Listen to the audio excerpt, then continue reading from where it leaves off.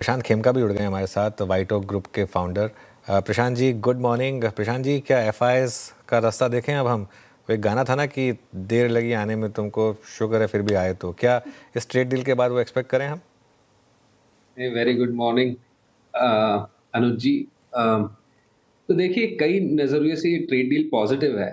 काफी देर तक राह देखने के बाद में ये मटेरियलाइज हुई है और एफआईआई सेंटीमेंट भी जरूर इम्प्रूव होगा to your question. But beyond FII sentiment, सिर्फ ये एक तो जियोपॉलिटिकली पॉजिटिव है। ऑब्वियसली काफी रिलेशनशिप स्ट्रांग चल रहे थे, कई सालों से सुधर रहे थे, बट ये पिछले 8-9 महीने में ट्रेड डील के चलते थोड़े डगमगा गए थे। भारत और अमेरिका दोनों महाशक्ति है और दोनों के बीच में ये समाधान हो गया। एक जो प्रॉब्लम एरिया बनी हुई थी, तो ये दोनों के लिए पॉजिटिव है। इंडिया के लिए जरूर जियोपॉलिटिकली पॉजिटिव है। इकोनॉमी के लिए कई ऐसे अनुमान लगा रहे थे इकोनॉमिस्ट के, अगर डील नहीं हुई, लंबी चलती रही ऐसी अनसर्टेनिटी, तो 25-50 पैसा यानी पाव टका, आधा टका का इम्पैक्ट इकोनॉमी पे पड़ सकता है। तो वो अब अवॉइड किया। वो इम्पोर्टेंट है कि पाव टका, आधा टका भी इकोनॉमी लेवल पे काफी बड़ा मायने रखता है, खास करके वो सेक्टर्स को जिनको डायरेक्टली इम्पैक्ट हो। कॉर्पोरेट अर्निंग्स में ऑब्वियसली जो सेक्टर्स इम्पैक्टेड थे, और कई विशेषज्ञों ने बताया, जैसे कि एक्सपर्ट्स ने बताया कि टेक्सटाइल पे सबसे बड़ी मार पड़ी थी। वैसे ही इंजीनियरिंग गुड्स कंपनीज पे काफी कंपेटिटिवली नेगेटिव इम्पैक्ट पड़ सकता था, क्योंकि द डिफरेंशियल जो था इन इन प्राइसिंग, वो यूरोपियन यूनियन के सामने डिफरेंशियल कम हो रहा था, अमेरिका के सामने डिफरेंशियल कम हो रहा था, चाइना के सामने कम हो रहा था। तो ये अभी फिर से सर्टेनिटी आ गई है। तो deal making in corporate sector को भी सर्टेनिटी आने से वो पिकअप कर सकती है। तो ये 3-4 सेक्टर्स में जरूर डायरेक्ट इम्पैक्ट है, जैसे कि टेक्सटाइल्स है, इंजीनियरिंग गुड्स है, केमिकल्स है।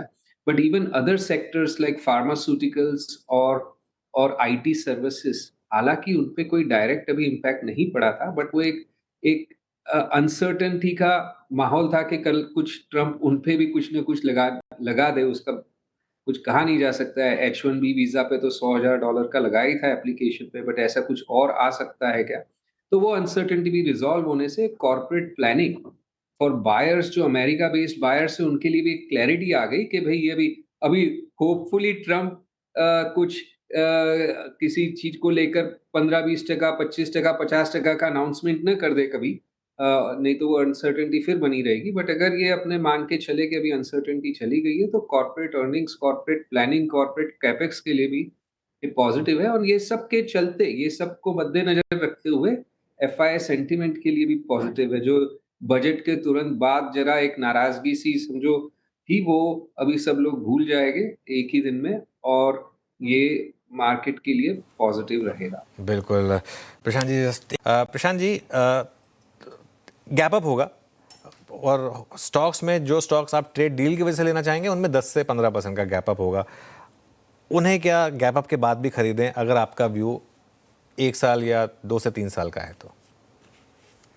तो देखिए, मेरी धारणा में, और कई बार मुझसे ये पूछा जाता था कि ट्रेड डील की अनसर्टेनिटी की वजह से मार्केट पे कितना असर पड़ा है, तो मैं ये कहता था, देखिए बहुत लंबा चौड़ा नहीं, बट 5-7% का नेगेटिव इफेक्ट पड़ा हुआ है ट्रेड डील ना होने की वजह से।